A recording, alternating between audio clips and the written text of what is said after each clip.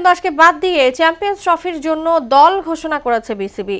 নাজমুল শান্তকে অধিনায়ক রেখে 15 সদস্যের দলে প্রথমবারের মতো ডাক পেয়েছেন পারভেজ হোসেন ইমন। বোলিংয়ে নিষেধাজ্ঞার কারণে রাখা হয়নি সাকিব আল হাসানকেও। আরও বাদ পড়েছেন আফিফ, শরীফুল ও হাসান মাহমুদ। দুপুরে বিসিবি মিডিয়া সেন্টারে এক ব্রিফিংয়ে দল ঘোষণা করা হয়।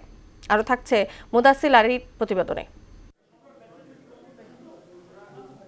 বিপিএল উত্তেজনার মাঝে ক্রিকেট অঙ্গনে এখন সবাই প্রহর গুনছে চ্যাম্পিয়ন্স ট্রফির। 19 ফেব্রুয়ারিতে পাকিস্তানে পর্দা উঠছে টুর্নামেন্টের। পাকিস্তানের পাশাপাশি খেলা হবে আরব আমিরাতেও। সেই আয়োজনকে সামনে রেখে ঘোষণা করা হয় বাংলাদেশ স্কোয়াড। অফ ফর্মে থাকা লিটন দাসকে রাখা হয়নি দলে। তামিম তো আগেই অবসরের ঘোষণা দিয়েছেন। বোলিং নিষেধাজ্ঞায় সাকিব আল হাসানের আশাও শেষ। সুমাইয়া সরকার, পারভেজ হোসেন ইমন, মুশফিকুর রহিম। নাজমুল শান্ত নেতৃত্বে এই দলে অভিজ্ঞ সিনিয়রদের মধ্যে কেবল আছেন মুশফিকুর রহিম, মাহমুদুল্লাহ ও সৌম্য। তরুণ হলেও মিরাজকে অভিজ্ঞ বলা যেতে পারে। তবে তাওহিদ হৃদয়, নাহিদ রানা, পারভেজ ইমন, নাসুম, রিশাদ মিলিয়ে টকবগে তরুণদের সংখ্যাই এখানে ভারী।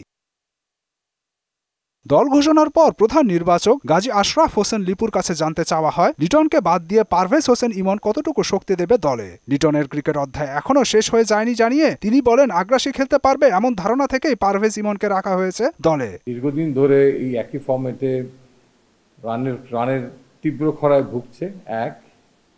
আউটের প্যাটার্নগুলো অনেকটা একই রকম। ক্রিকেটে এই পাওয়ার প্লেতে অ্যাগ্রেশন, ইম্প্যাক্টফুল ব্যাটিং, সেই জিনিসটা তার মধ্যে আছে।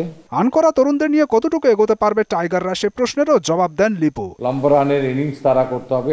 আমার বিশ্বাস যে হয়তো রাওয়ালপিন্ডিতে আমরা এরকম বড় রানের ইনিংস দেখবো ইন্ডিভিজুয়াল প্লেয়ারদের কাছ থেকে।